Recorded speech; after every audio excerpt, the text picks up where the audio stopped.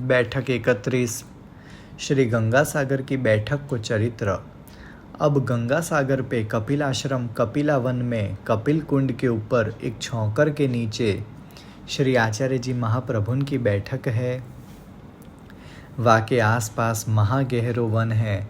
तहाँ सिंह, गेड़ा, गेंडा, गजराज, सारस, हरणी, भैंसा आदि ऐसे तामसी जीव बहुत है। तहाँ मनुष्य की तो गम्य नहीं, यानी मनुष्य वहाँ तक जा नहीं सकते। तहाँ 6 मास यानी 6 महीने श्री आचार्य जी महाप्रभु अब बिराजे। तहाँ ते तृतीय स्कंद की श्री सुबोधिनी जी संपूर्ण करी के आप पधारे। श्री भागवत 3 स्कंद की सुबोधिनी जी आपने वहाँ पर संपूर्ण करी। वहाँ धान के मुरमुरा कृष्णदास मेघन अलौकिक रीति सो लाए हैं, सो आप अंगीकार करी कृष्णदास को वरदान दिए हैं। और एक समय श्री आचार्य जी सूर्योदय के समय गंगा सागर में स्नान करी के अपनी बैठक में बिराजे हते। तब आप विचारे जो दैवी जीवन को उद्धार भगवत आज्ञा ते करनो है, सो जीव तो तामसी योनि में पड़े हैं, तिनको उत्तम योनि दीजिए। तब भगवत भजन को अधिकार होए और भक्ति के संबंध बिना तो तामसी योनि निवर्त न होए, ताते इनको भक्ति को संबंध करावनो। इनकी प्रमेय बल करी के तामसी योनि की निवर्त तो होए, तब उत्तम योनि पाए, इनको उद्धार होएगो। जैसे गंध करी के चार्यों पर्व विद्यमान है। अविद्या पूतना नष्ट गंध मात्रावशेषतः।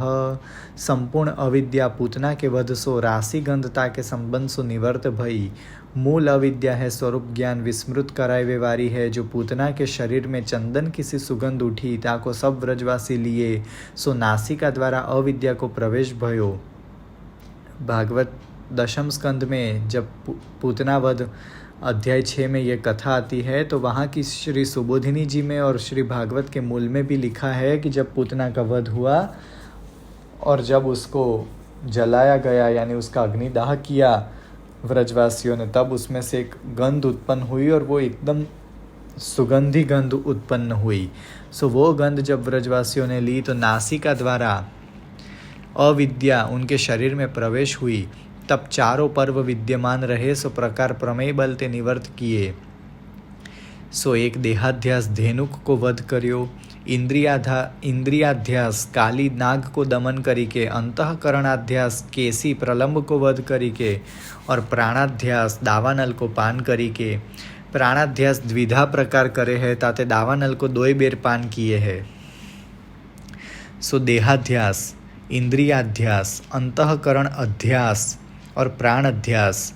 सो देहाध्यास तो धेनुकासुर को वध कियो तब निवर्त भयो। इंद्रिय अध्यास कालीय नाग को दमन कियो। अंतःकरण अध्यास केशी और प्रलंब असुर को वध कियो तब निवृत्त भयो। और प्राणाध्यास 2 बार दावानल को पान किए। सो 70वें अध्याय में और 19वें अध्याय में 2 बार दावानल के पान को प्रसंग आवे है भागवत में 10 स्कंद में। ऐसो प्रमेय संपूर्ण अविद्या पर्वन सहित निवर्त करी साधन प्रकरण में अविद्या को दान किए। पर्वन सहित संपूर्ण भक्ति देवे को संबंध कराए। वैराग्यम सांख्य योगम च तपो भक्तिश्च केशवे पंच पर्वति विज्ञेयम यथा विद्या हरि विषेद। ताते चरणारविंद है सो तो भक्ति रूप है। ताते इनको भक्ति के गंध को संबंध कराए ते इनकी तामसी योनि निवर्त हो जाएगी। ताते इनकी मनुष्य योनि सिद्धि होएगी। सो ये सब बात ऊपर लक्षण श्री भागवत को कहो, सो तो भागवत पढ़े थे और श्री सुबोधिनी जी पढ़े थे, समझ में आए। सो यहाँ पर यथाशक्ति वर्णन कियो है। सो इतनो समझनो कठिन है, ये सब समझनो कठिन है। पर यहाँ पर बात ये है कि श्री आचार्य जी महाप्रभु जी जब कपिल आश्रम की बैठक में पधारे तो वहाँ पर अनेक तामसी जीव हते, जैसे कि ऊपर वर्णन किए सिंह, गेड़ा, गजराज, सारस, हरणी, और वहाँ पर मनुष्य तो जा नहीं सकत। सो ऐसे जीवों को उद्धार करीवे को महाप्रभु जी ने विचार कियो। उन पर दया आई कि ये सब मनुष्य योनि से भटके हैं और इनको मनुष्य योनि प्राप्त करानी है और उसके बाद इनको भक्ति भी प्राप्त करानी है। भक्ति की प्राप्ति जब इनको होगी तब इनको उद्धार हो जाएगा। सो ऐसे विचार करी के श्री आचार्य जी वहाँ से उठी कि आप गहन वन हतो, तहाँ श्री आचार्य जी महाप्रभु पधारे। गहन वन के अंदर पधारे तब 5 वैष्णव अंतरंग आपके संग हते। तब एक छोटो सो पर्वत ताकि एक टेकरी हती, ताके नीचे आपके चरणारविंद को खोज उपड़ी आयो। तब तो आप सब वैष्णवन सहित व पर्वत की टेकरी ऊपर जाए बिराजे। तहाँ आपके चरणारविंद में ते अलौकिक भांति भांति को सुगंध निकस्यो। तब ता गंध को ग्रहण तामसी जीवन कियो, ताते सर्प साप जो हते वो तुरंत शरीर तामसी दे छोड़त जाए। पाछे कस्तूरी को सुगंध निकस्यो, ताको अनेक मृग ग्रहण करी के शरीर छोड़त भये। ऐसो जो जाको सुगंध प्रिय हो, सो ताको ग्रहण करी के तामसी योनि निवर्त भई। सो ऐसे ऐसे सुगंध श्री महाप्रभु जी के चरणारविंद में से निकले कि सब अलग अलग तामसी प्रकार के जीव जैसे कि सांप, मृग आदि सब ने वो सब सुगंध ग्रहण किए और एक एक को देह जो तामसी जीव हतो सो तामसी देह उनके छूटते गए और वो मनुष्य योनि को प्राप्त भये।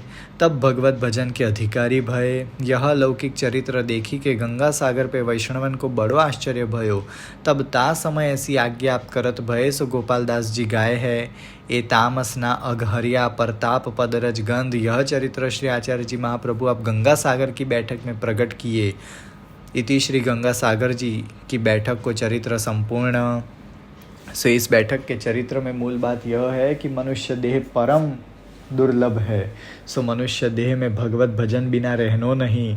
और जब अलग अलग योनि जब प्राप्त हुए तब श्री आचार्य जी महाप्रभु की कृपा से, ठाकुर जी की कृपा से वो सब योनियाँ निवर्त हो के हमें मनुष्य देह प्राप्त होता है। सो मनुष्य देह में जरा भी विलंब किए बिना भक्ति को भक्ति मार्ग को प्राप्त करनो, भक्ति में आगे बढ़नो। सो महाप्रभु जी ने यहाँ पर अनेक तामसी योनि को निवृत्त किए और उनको मनुष्य देह की प्राप्ति कराई। अवे बैठक 32वीं श्री चंपारण्य की बैठक को चरित्र। अब श्री आचार्य जी महाप्रभु आप निज धाम में अखंड विराजमान है और आपकी लीला नित्य है। सो भक्तन सहित सदैव रमण करत है। जो दैवी सृष्टि बहुत काल सो बिछुरी ही, सो गोपाल दास जी सप्तम 7वें वल्लभाख्यान में गाए है। जो पर पोतानी व्यक्ति करे वा सृष्टि ते द्विधा प्रकार। दैवी आसुरी बे उपजावी प्रभु मन करी विचार। सो कृपा कटाक्ष ते तो दैवी सृष्टि भई और माया कटाक्ष ते आसुरी भई। सो अब दैवी को उद्धार करनो, ताते लीला सृष्टि सहित भूतल पे आपको प्रादुर्भाव होएगो। तब सेवा रूप होएंगे। सो भगवत सेवा उपयोग होएंगे और भगवत सेवा करी के भगवान की लीला में प्राप्ति होएंगे। सो श्री गोसाई जी आप श्री वल्लभाष्टक में निरूपण किए हैं। सृष्टिर व्यर्था च भूया निज फल रहिता देव वैश्वानरैषा। और श्री सर्वोत्तम जी में हूँ आपको नाम है दैवोद्धार प्रयत्नात्मा। श्री गोवर्धन नाथ जी ने आपको आज्ञा की है जो तुम व्रज भक्त गोप ग्वाल सहित 84 252 और अंतरंग आपके कृपा पात्र सेवक सब भूतल पे प्रादुर्भाव भये। तब आपने इच्छा करी जो दैवी सृष्टि तो भूतल पे चार्यों वर्णन में है, ताको शरण उपदेश दे पंचमो वर्ण प्रगट करी भक्ति मार्ग प्रवर्त करनो। ताते कृष्णदास जी गाए है अभय दीनो लेख हरिदास वर्य भेख कृष्णदास पंचवर्ण छाप छापी। तब आपने बिचारी जो उत्तम कुल में प्रादुर्भाव होए के संप्रदाय प्रगट करनो। सो दक्षिण में कांकरवाड़ गाम में रामानुजाचार्य नारायण भट्ट साक्षात वेद को अवतार भये। चार्यो वेद खट शास्त्र जिनके मुखाग्र हते, बड़े बड़े राजा साहूकार उनके शिष्य हते, बड़े धनाढ्य हते।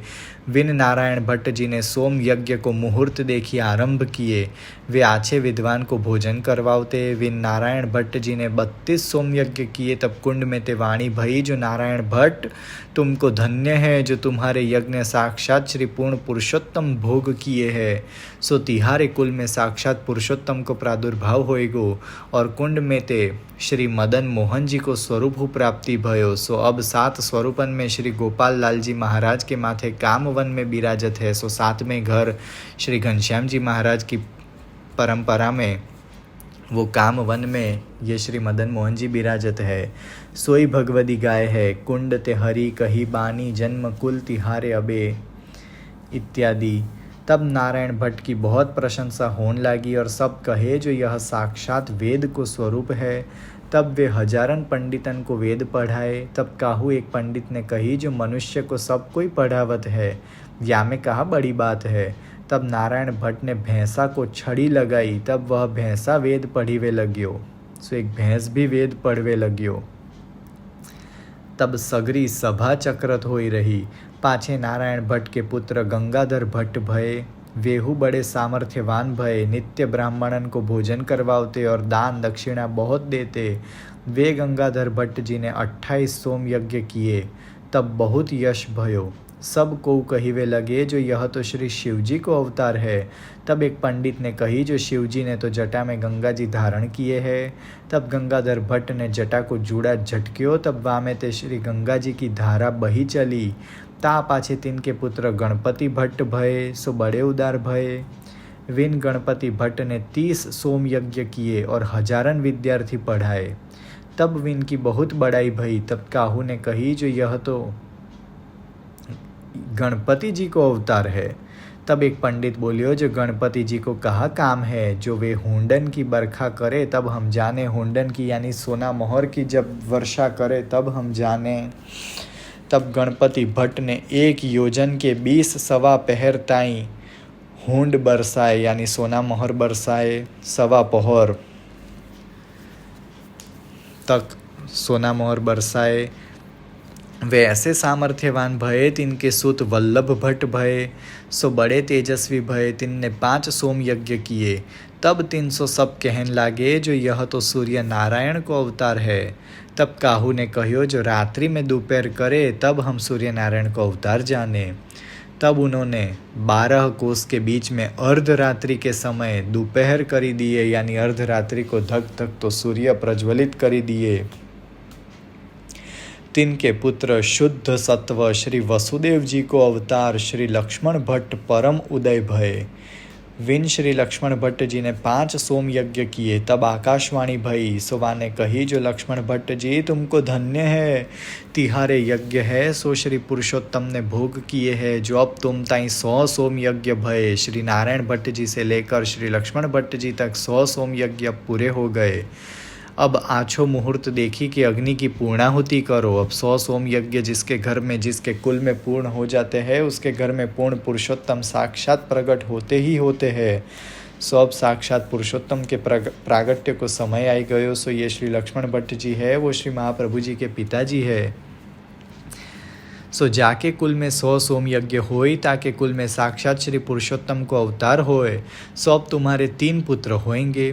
3 में श्री पूर्ण पुरुषोत्तम प्रकट होंगे। 3 को तुम आछी भांति सो जतन करियो। ऐसी आज्ञा सुनी के लक्ष्मण भट्ट जी को परम आनंद भयो। सो ऐसी आज्ञा आकाशवाणी में हुई। तब आछो मुहूर्त देखी पुण्याह वाचन किए और 10,000 ब्राह्मण को भोजन करवाए। तब यज्ञ की पूर्णाहुति किए।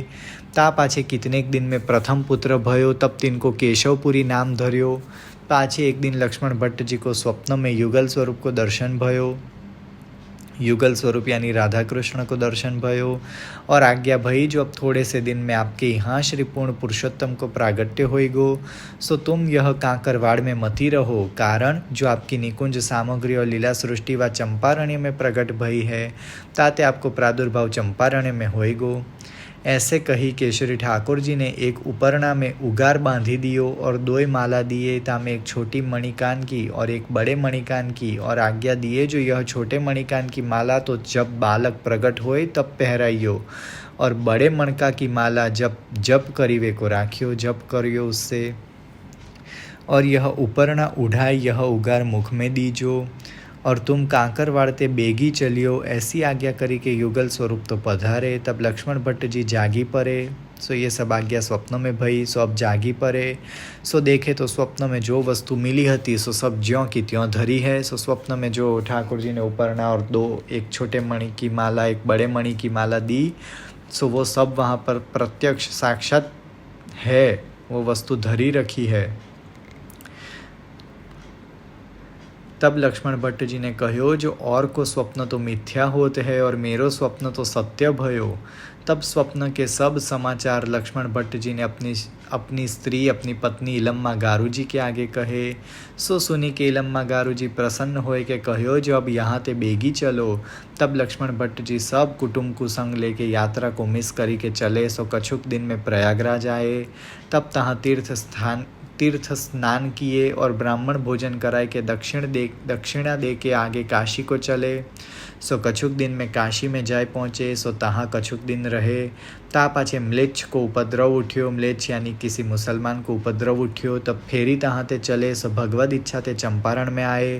ता चंपारण में चंपक के वृक्ष को बड़ो भारी वन है। सो महाअरण्य 1 योजन के प्रमाण में है। ताते वा को नाम चंपारण्य भयो है। सो तहाँ सिंह, गेड़ा, मृग आदि अनेक तामसी जीव रहत है। तहाँ भीमरथी नदी है। तहाँ लक्ष्मण भट्ट जी आप जाय निकसे। सो तामसी जीवन के डरते वे बहुत डर पे और घबराए। सो तहाँ ते कोस 6 नगर चोड़ा गाम है। तामे रात्रि को जाय के बसे। तब श्री लम्मा गारू जी को जानी परी, जो गर्भ श्रवित भयो।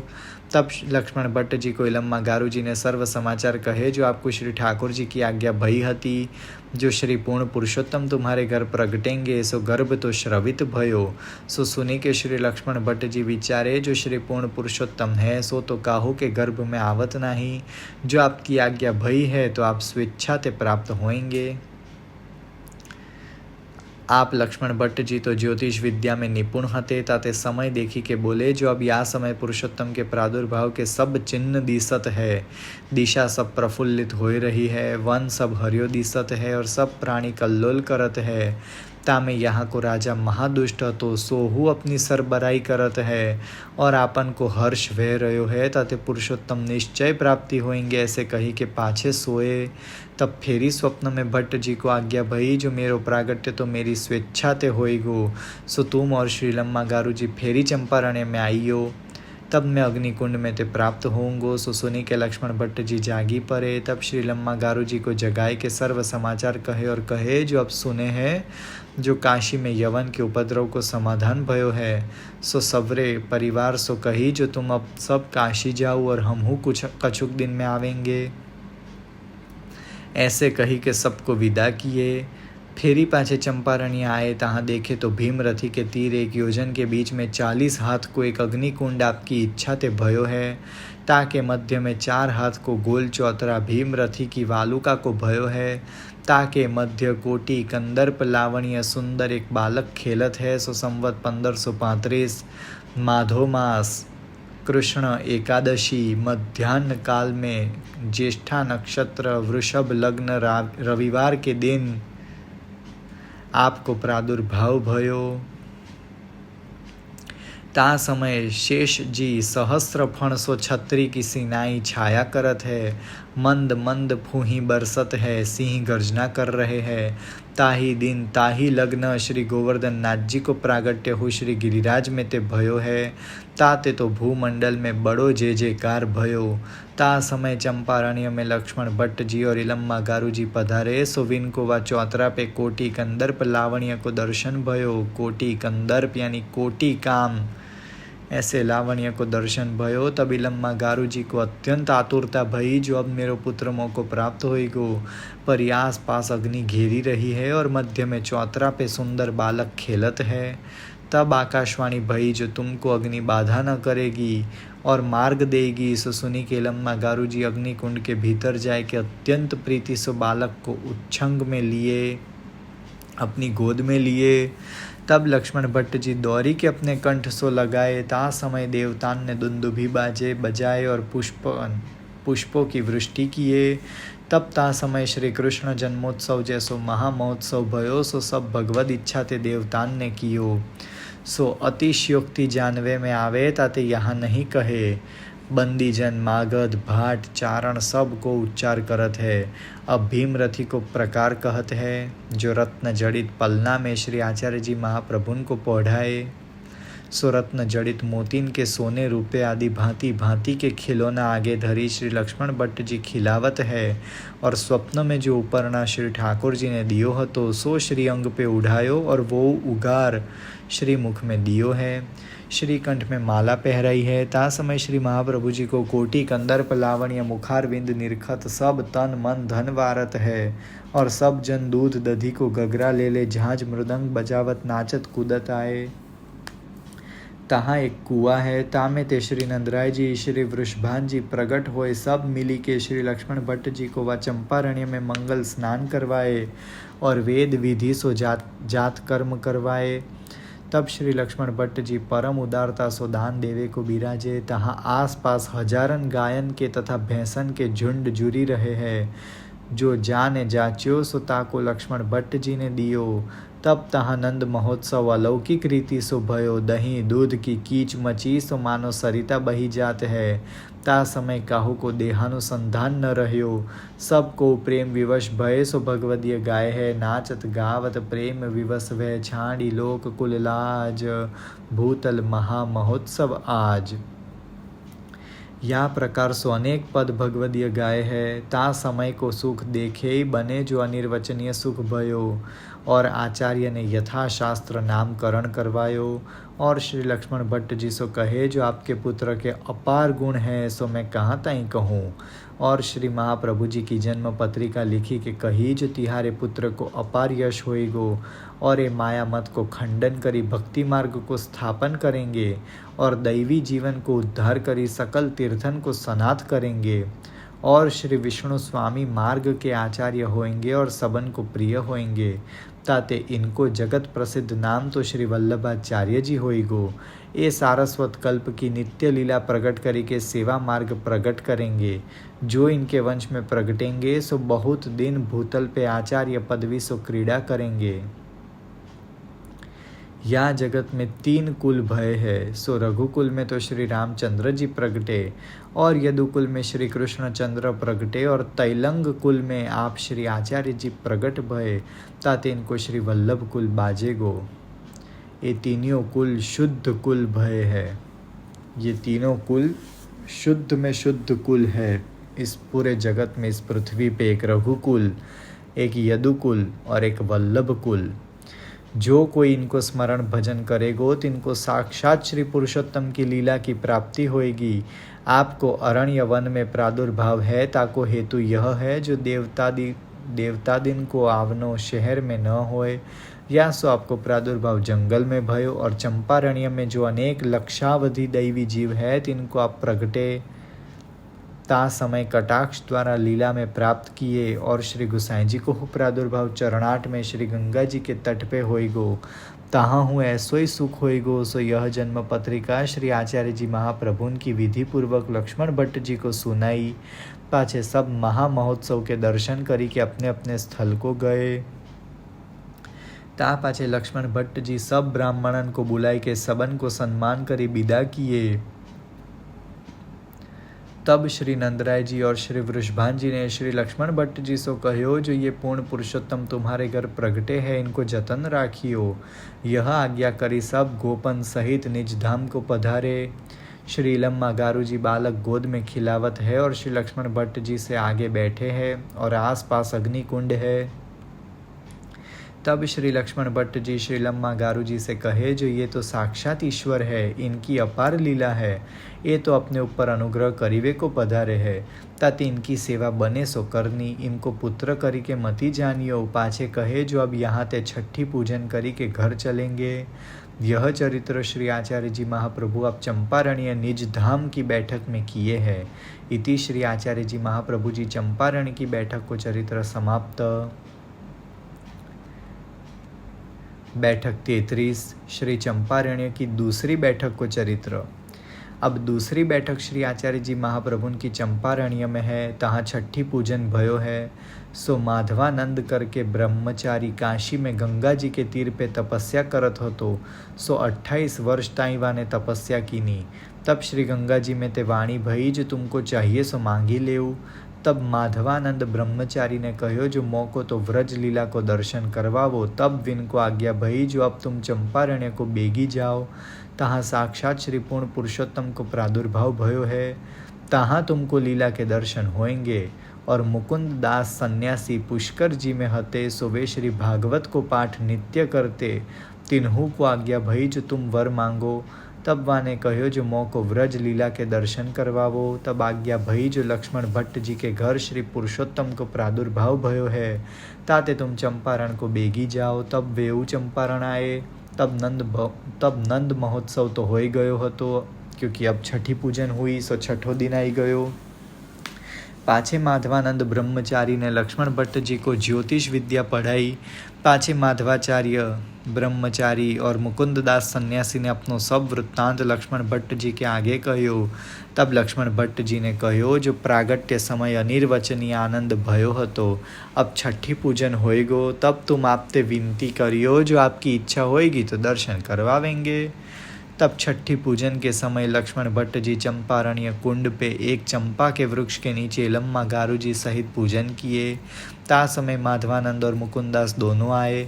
विन ने श्री आचार्य जी को दंडवत किए। ता समय श्री लम्मा गारू जी की गोद में कोटि कंदर्प लावण्य विराजत है। आपने विन दोनों की इच्छा जानी। वह समय इन दोनों को व्रज लीला के दर्शन करवाए, जो गोप गायन सहित श्री गिरिराज, श्री यमुना जी, श्री वृंदावन और व्रज लीला स्थलन के वहाँ छठी की बैठक में दर्शन करवाए। तब माधवानंद और मुकुंदास ये दोनों लीला में प्राप्त भये।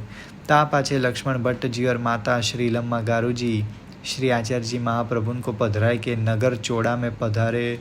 तब राजा ने बहुत सम्मान की और विनती करी जो 4 दिन यहाँ बिराजिए। तब लक्ष्मण भट्ट जी ने कही जो मेरे अब काशी जाइवे की ताकीद है, ताते तुम जाप तो करी देव तो ठीक है। तब राजा ने म्यानो, असवारी गाड़ी और 2 पहरा संग करी दिए और विन जापता वारेन। सो राजा ने कहो जो तुम इनको ठेठ काशी पहुँचाई के लक्ष्मण भट्ट जी ते पत्र लिखाए के आइयो। तब लक्ष्मण भट्ट जी श्री महाप्रभु जी को लेके काशी पधारे। सो कहते दिन में काशी जाए पहुँचे। तब परम आनंद जे कार भयो। यह चरित्र श्री आचार्य जी महाप्रभु अब चंपारण्य की दूसरी बैठक में, जो छठी की बैठक है, वहाँ प्रकट किए। इति चंपारण्य की दूसरी बैठक को चरित्र समाप्त। बैठक 34वीं श्री जगन्नाथपुरी की बैठक को चरित्र। अब श्री आचार्य जी महाप्रभु अब श्री जगन्नाथ देव के दर्शन करीवे को पुरुषोत्तम क्षेत्र पधारे। तहाँ पुरुषोत्तम क्षेत्र में दक्षिण दरवाजे के पास आपकी बैठक है। तहाँ आप 1 वर्ष ताईं बिराजे। सो पुरुषोत्तम क्षेत्र यानी जगन्नाथपुरी। तब तहाँ के राजा विष्णुदेव के वहाँ पंडित बहुत रहते। 300 वाने प्रश्न कियो जो सब देवन में मुख्य देव कौन है, और मंत्रों में मुख्य मंत्र कौन सो है, और शास्त्र में मुख्य शास्त्र कौन सो है, और कर्मों में मुख्य कर्म कौन सो है। ऐसे 4 प्रश्न किए। तब जो जीव जा देवता को उपासक हो तो वह ताही देवता को मुख्य बतावे, और मंत्र वारो अपने मंत्र को मुख्य बतावे, ताते वह राजा को संदेह न जाए। को पंडित एक बात निश्चय करी के न कहे। तब यह बिचारी के राजा अपने पंडितन को लेके श्री आचार्य जी महाप्रभु के दर्शन को आयो। तब आई के दंडवत करी के बैठे और विनती करी जो महाराज आप तो साक्षात ईश्वर हो, आपने माया मत खंडन कियो है और आप दिग्विजय किए हो। ताते एक मेरो संदेह है, ताको आप कृपा करी के निवृत्त करो। ये पंडित तो सब अपने अपने मत के अनुसार कहते है, ताते आप निश्चय सिद्धांत कहो जो कौन मुख्य देवता है, कौन मुख्य शास्त्र है, कौन मुख्य मंत्र है और कौन सा मुख्य कर्म है। तब वह राजा के वचन सुनी के श्री आचार्य जी आप अपने मन में विचारे जो या सो शास्त्र सिद्धांत कहेंगे तो यह मन में न लावेगो, और जानेगो जो यह विष्णु उपासक है, ताते विष्णु को उत्कर्ष कहते हैं। जैसे और पंडित अपने मत के अनुसार कोई महादेव जी को, कोई गणपति, कोई देवी को सर्वोपरि कहते हैं, सो हम विष्णु को सर्वोपरि कहेंगे तो ये तो जानेगो जो ये तो विष्णु उपासक है, ताते अब विष्णु का नाम लेंगे। ताते वैसे तो यह राजा को संदेह निवारण न होएगो, पर याको श्री जगन्नाथ राय जी को विश्वास है, ताते यासो श्री जगन्नाथ देव के मुख सो कहवावनो।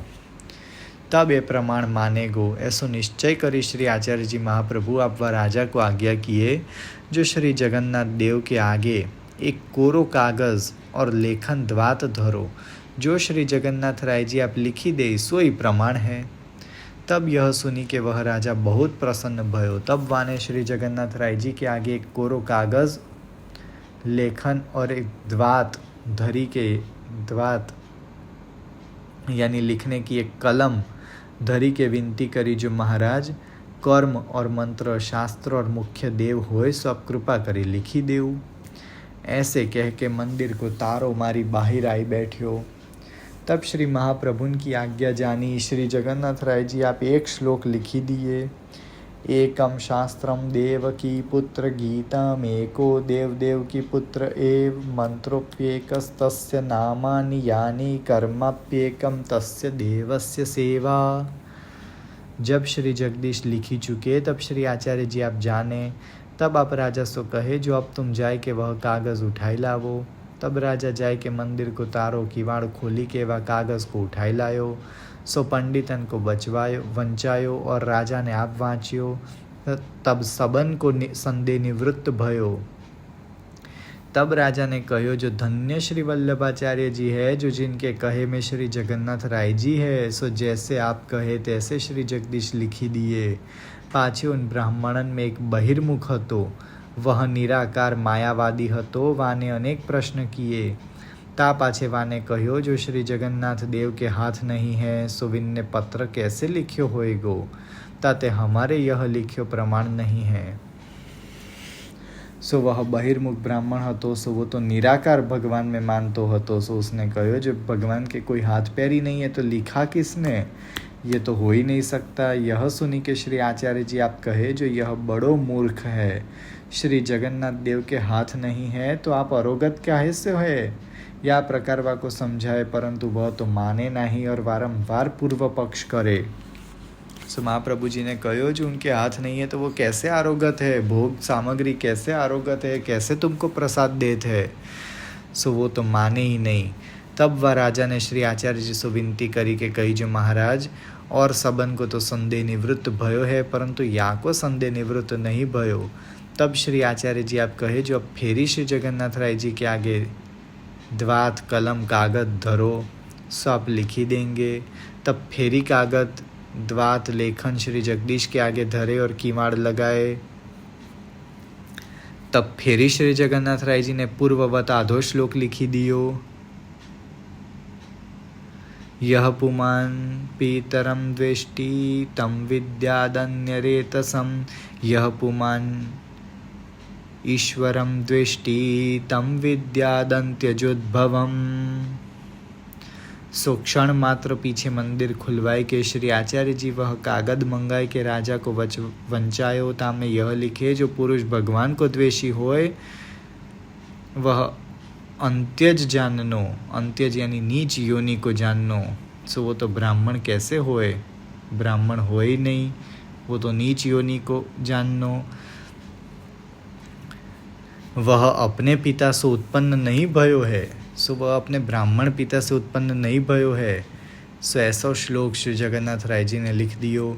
ता पाछे राजा ने वह ब्राह्मण की माता को बुलवाई, ताको एकांत में ले जाए के भय दिखाई के पूछी, जो तू साँच के, जो यह तेरो पुत्र कौन सो उत्पन्न भयो है। तब वाने डरपी के सब बात कही, जो यह एक म्लेच्छ ते पैदा भयो है, हमारे सामने एक धोबी रहत हतो, सो वह धोबी को यह बेटा भयो है। सो वह ब्राह्मण को बेटा न तो एक अंत्यज एक नीच जाति के एक धोबी को बेटा हतो। सो जब राजा ने उसकी माँ को बुलाया और उसकी माँ को डराए धमकाए के अकेले में पूछी, तब उसकी माँ ने सच सच बताई, जो यह मेरे पति का पुत्र नहीं है, ये तो हमारे सामने एक धोबी रहता था, ये तो उसका पुत्र मेरे गर्भ से हुआ है। सो सुनी के वह राजा ने वह ब्राह्मण को पूरी ते बाहर कढ़वाई दियो, क्यों जो वाने भगवद आज्ञा न मानी। सो तब वो राजा ने माँ और बेटा दोनों को देश निकाला दे दिया और उसको बाहर निकाल दिया, क्योंकि उसने भगवद आज्ञा नहीं मानी। तब पुरुषोत्तमपुरी में जय जयकार भयो। तब श्री आचार्य जी महाप्रभुन को दिग्विजय विख्यात भयो। सो पुरुषोत्तम क्षेत्र की बैठक में श्री आचार्य जी आप यह चरित्र दिखाए। पाछे 3 बेर श्री आचार्य जी जगन्नाथपुरी में पधारे, सो तीनियों बेर आपने न्यारे न्यारे चरित्र दिखाए हैं। इति श्री आचार्य जी की श्री जगन्नाथपुरी की बैठक को चरित्र समाप्त। बैठक 35वीं श्री पंढरपुर की बैठक को चरित्र। अब पंढरपुर क्षेत्र में भीमरथी के तीर पे श्री महाप्रभु जी की बैठक है। तहाँ एक समय श्री आचार्य जी पांडुरंग श्री विठ्ठलनाथ जी के दर्शन करीवे को पधारे। तब भीमरथी के तीर पे आप बिराजे और सेवकन को आज्ञा किए जो एक नाव भाड़े करी के लावो, सो वा पार दर्शन को चलेंगे। तब इतने में श्री विठ्ठलनाथ जी आप 5 वर्ष के एक ब्राह्मण के बालक को स्वरूप धरी के पुंडरीक भक्त को साथ लेके भीमरथी के पार आई के आप श्री आचार्य जी निकट आए मिले। तब श्री आचार्य जी महाप्रभु उठी के मिले भेटे, फिर एक पट्टा बिछाई दियो, तापे आप श्री विठ्ठलनाथ जी बिराजे। तब श्री आचार्य जी कहे जो आपको बहुत श्रम भयो है, मैं तो आपके दर्शन को आवत ही हतो। तब श्री विठ्ठलनाथ जी कहे जो मैं तो मित्रता को प्रथम प्रकट कियो हूँ, जो मित्र आवे ताके सामे जाए के मिलनो। सो सुनी के आप श्री आचार्य जी बहुत प्रसन्न भय और निकट की मिश्री भोग धरी के अबीर सो खिलाए। सो पांडुरंग महात्म्य में कथा है और भविष्योत्तर पुराण में हूँ कहे है जो पुंडरीक नाम करी के एक ब्राह्मण हतो, वह अपने माता पिता को बहुत दुख देतो। तब एक संग वा के गाम ते श्री गंगा जी नहावे को चलियो। ता संग में यह पुंडरीक हूँ चोरी की लालच ते चलियो। सो 3 मजल ताई तो वे आयो। तब मार्ग में संग ते बिछुरियो सो भूली पर्यो। सो जब रात्र पड़ी गई तब वहाँ ही जंगल में सोए रहियो। ये कथा भविष्योत्तर पुराण में पांडुरंग महात्म्य में है। पुंडरीक नाम के भक्त की कथा है। जब 4 घड़ी रात्र बाकी रही तब वह जागियो। सो एक स्थल पे बैठ्यो હતો। तब वाने 2 स्त्री नख ते शिख पर्यंत भूषण भूषित सोने के कलश भरी के वाके आगे होए के निकसी। तब वाने विनसो पूछी जो तुम कौन हो और कहाँ जात हो। तब उनमें ते एक बोली जो हम श्री गंगा जी है और यह श्री यमुना जी है। सो एक ब्राह्मण अपने माता पिता की सेवा करत है, वाको सेवा में ते गंगा जी स्नान को अवकाश नहीं होत है, ताते हम वाको उहाई वाके घर स्नान करावे को जात है। जो माता पिता की सेवा करत है ताको घर में गंगा जी स्नान को फल मिलत है। सो यह पुंडरीक ने देखियो जो 2 स्त्री नख से शिख पर्यंत सोना के आभूषणों से भूषित कलश भरी के वहाँ पर जा रही हती, कहीं जा रही हती। तो इसने पूछियो कि आप कहाँ जाते हैं और कौन हो आप लोग। तो ये बोली कि एक गंगा जी है और ये दूसरी जो स्त्री है वो ये श्री यमुना जी है। सो एक ब्राह्मण अपने माता पिता की सेवा इतनी करत है जो उसको सेवा में से गंगा स्नान को अवकाश नहीं मिलत है, गंगा स्नान को समय नहीं रहते है। सो गंगा और यमुना साक्षात उसके घर पे जाते है उसको स्नान कराने के लिए। ताको प्रमाण कहे है माता गंगा समम तीर्थम पीता पुष्करमेव च गुरु केदार तीर्थम च माता तीर्थम पुनः पुनः। इतनो कही के श्री गंगा यमुना जी तो अंतर ध्यान भई। तब वह पुंडरीक को ज्ञान उत्पन्न भयो। तब वाने विचारियो जो माता पिता की सेवा को ऐसो प्रताप है तो अब तो मैं हूँ माता पिता की सेवा करूँगो। ऐसो विचारी के वो पाछो अपने घर आयो। तब वा के माता पिता वा को देखी के बहुत खेद युक्त भय जो दुष्ट दुख देवे को फेरी आई गयो। ये दुष्ट 2 दिन ते कहूँ गयो हतो सो सुखी हते। ता समय घर में आवते ही वा पुंडरीक ने अपने माता पिता को दंडवत करी पाँव छिए। पाछे परिक्रमा करी के माता पिता सो कही जो आज ताई के मेरे सर्व अपराध क्षमा करो, अब मैं आपकी सेवा करूँगो। पाछे वाने बहुत वर्ष ताई अपने माता पिता की अनन्य भाव सो सेवा करी। सो ऐसी दीनता सो सेवा करत करत 12 वर्ष हो गए। तब एक दिन श्री भगवान आप व्यापी वैकुंठ में श्री लक्ष्मी जी सो कहे जो मेरो एक भक्त भूमि ऊपर भयो है ताको दर्शन देवे को मैं वहाँ जात हूँ। वह माता पिता की सेवा बहुत दिनन सो करत है ताते वा को आयवे को अवकाश नहीं है। तब श्री लक्ष्मी जी ने कहो जो वह भक्त के दर्शन मैं हूँ करूँगी। तब श्री लक्ष्मी जी और श्री ठाकुर जी युगल स्वरूप ते आप भूलोक पे पंढरपुर पधारे। तहाँ वह पुंडरीक माता पिता की सेवा करत हतो। वा के घर पधारी के द्वार पे खड़े रहे और वा को नाम लेके आप कहे जो तेने अपने माता पिता की सेवा बहुत करी है, ताते तो को दर्शन देवे को हम वैकुंठ ते यहाँ आए हैं, ताते तू अब हमारो दर्शन कर। तब वाने भीतर ते ही जवाब दियो जो महाराज एक चरण तो पिता को दाबी चुक्यो हूँ, दूसरो चरण दाबी के आपके दर्शन करूँगो। ऐसे कही के वाने दूसरे हाथ सो एक ईंट फेंकी दई और कही जो महाराज आप यापे बिराजो। पाछे माता पिता की सब सेवा करी। आज्ञा लेके वह पुंडरीक ने आए के श्री ठाकुर जी को दंडवत करी। तब श्री ठाकुर जी आप कहे, जो मैं तेरी भक्ति देखी के बहुत प्रसन्न भयो हूँ, ताते तू कछु वरदान मांग। तब या ने कहो, जो महाराज मों पे कृपा करी है तो मोको 3 वरदान देऊ। एक तो आप मेरे घर सदा बिराजो। 2 महाराज पहले मेरो नाम होए ता पाछे आपको नाम होए। और 3 श्री गिरिराज तथा श्री गोकुल 84 कोस व्रज मंडल में आप क्रीड़ा करो हो, सो वाह बाल लीला के दर्शन मोको होए, ऐसी 3 बात वाने मांगी। तब श्री विट्ठलनाथ जी आप आज्ञा किए, जो तथास्तु। 1 मनवंतर ताई मैं तेरे घर में बिराजूंगो, और पहले तेरो नाम होएगो, पीछे मेरो नाम होएगो। सो पांडुरंग श्री विट्ठलनाथ जी यह नाम जगत में प्रसिद्ध होएगो। जो कोई या तेरी पुरी में आवेगो और मोसो मिलेगो, सो कैसो पापी होएगो, परंतु फेरी यम की पुरी न जाएगो। जो तेरी पुरी में आके मेरे दर्शन करेगो, वो कैसे भी पापी होंगे, वो यम पुरी नहीं जाएंगे। और गोप मंडली में स्थापन होएगो, और जो व्रज लीला को दर्शन तेने मांग्यो, सो 28 चौकड़ी पाछे श्री वल्लभाचार्य जी यहाँ पधारेंगे। 28 चौकड़ी यानी कि 28 चतुर्युग पसार हो जाएंगे, तब श्री वल्लभाचार्य जी यहाँ पधारेंगे। तब उनसो मैं कहूँगो, तब तो को वे व्रज लीला के दर्शन करावेंगे। ऐसो अपने पुंडरीक को वरदान दियो। सो इस मनवंतर में 27 महायुग यानी सत्य युग, त्रेता युग, द्वापर युग और कलयुग 27 बार चले गए हैं, और अब ये 28वां कलयुग चल रहा है। यानी 28 का सत्य युग, त्रेता युग और द्वापर युग भी चले गए, अब 28वां कलयुग चल रहा है। सो 28 चौकड़ी पाछे यानी कि 28वें कलयुग में जब महाप्रभु जी श्री वल्लभाचार्य जी पधारेंगे, तब व्रज लीला के दर्शन करावेंगे। ताते वहाँ अब ताई लोग गान करत है, जो पुंडरीक वरदा हरि विट्ठल। ता पाछे वह पुंडरीक भक्त के माता पितान को सदेह वैकुंठ को श्री विट्ठलनाथ जी ने पठाई दिए। और आप श्री लक्ष्मी जी सहित वाके घर पधारे, सो वाके घर ही में बिराजे। पुंडरीक ब्राह्मण सेवा करत हो, सो अब 28 चौकड़ी पाछे श्री आचार्य जी आप पधारे। तब श्री विट्ठलनाथ जी ने कहो, जो यह मेरो भक्त पुंडरीक है, या को व्रज की लीला के दर्शन करीवे की अभिलाषा है। सो यहाँ एक बात ये है कि एक कल्प में 14 मनवंतर होते हैं।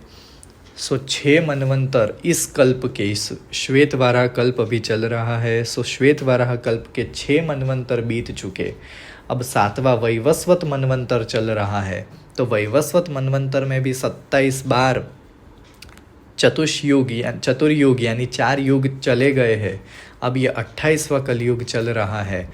सो हर एक मनवंतर में 70 या तो 71 चतुर्युग आते हैं, यानी कृतयुग, त्रेता युग, द्वापर युग और कलयुग 4 बार, 70 बार या 71 बार एक मनवंतर में आते हैं। सो कुल एक कल्प में 1000 चतुर्युग व्यतीत होते हैं। सो 6 मनवंतर और 7वें मनवंतर के 27 कलयुग चले गए हैं।